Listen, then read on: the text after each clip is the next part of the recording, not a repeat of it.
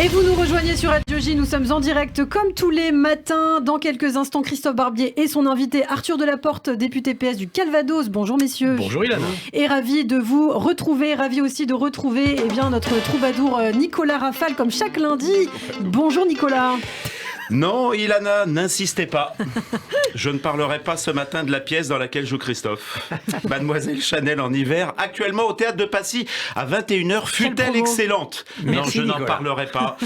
Tout simplement parce que ça n'a aucun rapport avec le thème de ma chronique du jour. Okay. Dans cette pièce, excellente, qui évoque la rencontre entre Gabrielle Chanel, exilée sur les rives du Léman parce qu'elle a fait Tirli Pimpon, non pas sur le Chihuahua, mais sur le dog allemand avec un soldat SS, et Paul Morand, à qui elle demande de rédiger ses mémoires, Morand antisémite à 16 heures, qui en comptait bien 24 par jour. Ce texte tout à fait précieux et mieux écrit qu'un SMS de Noël Le Graët, eh bien non, je n'en parlerai pas.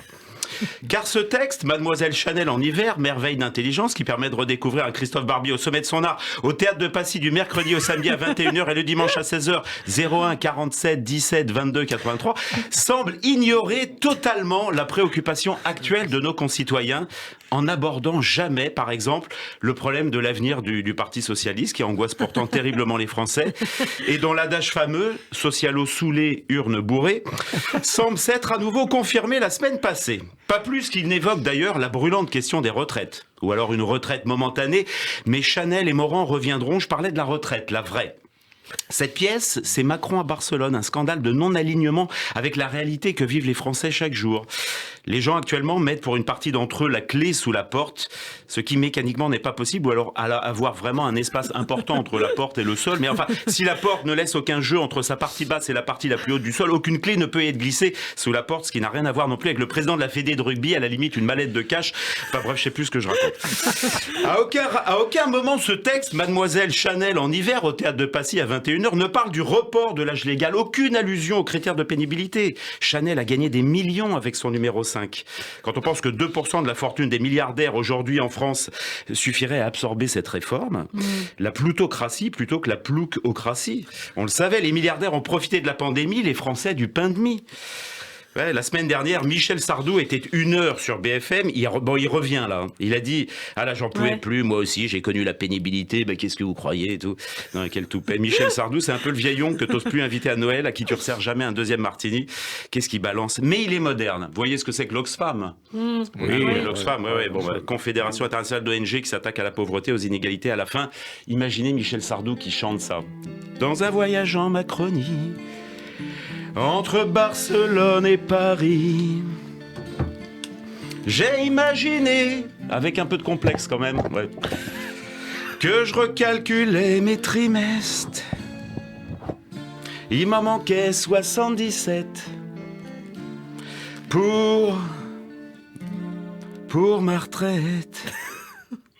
Oxfam des années 2020, 1002 par mois, tu bouffes plus rien. Bernard Arnault mange du caviar, toi c'est œuf limpe sur du tartare. Oxfam des années 2020, déjà avant c'était moins bien. T'as pas cotisé assez d'heures, on t'offre un déambulateur. Oxfam des années 2020, le début du mois c'est déjà la fin. Vu que tu sors jamais au théâtre, t'as la curiosité dans le plâtre. Oxfam des années 2020, 1002 par mois, t'es large, t'es bien. Vu que tu sors jamais de chez toi, tu montes et descends en stana. Oxfam, c'est mon drame. Deuxième couplet. Oxfam des années 2020, régime spécial végétarien. Avec comme j'aime et comme j'aime pas, je me goinfle la tronche au Nutella. Oxfam des années 2020, 64 piges et tu te plains. Tu dis souvent que l'époque est molle, mais reprends donc un prostamol. Je me faisais déjà chier au boulot, maintenant je m'emmerde à l'apéro qui commence à 11h30. Et René, remets-moi un demi. Tout le champagne que j'ai remplacé par du jus de pomme périmé, ça fait des bulles pareilles au fond, mais faut juste prendre un Gaviscon. Oxfam, c'est mon drame. Allez, monsieur Delaporte, on y va. Ouais, troisième couplet.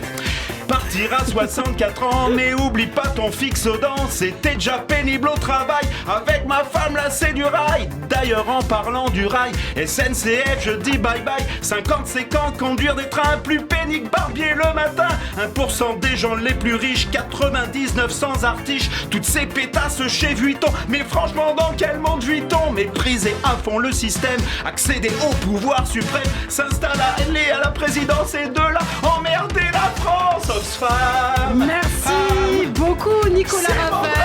Et on peut l'applaudir Il ce est le seul à matin. pouvoir faire ça à 6h50 du matin. Bravo pour la performance. Même en régie, vous applaudissez. Ils dansent tous. Merci beaucoup Nicolas. Christophe, vous pourrez embaucher Nicolas pour votre promotion en tout cas. Ouais, Très belle promo. sans C'était la dernière fois que j'en parlais, Merci beaucoup Nico. On vous retrouve lundi prochain sur Radio J. Et tout de suite l'invité de Christophe Barbier. Une anecdote, il a occupé à l'internat d'Henri IV la chambre occupée 65 ans plus tôt par Louis Mexondo, dont il occupe d'ailleurs aujourd'hui le siège à l'Assemblée nationale.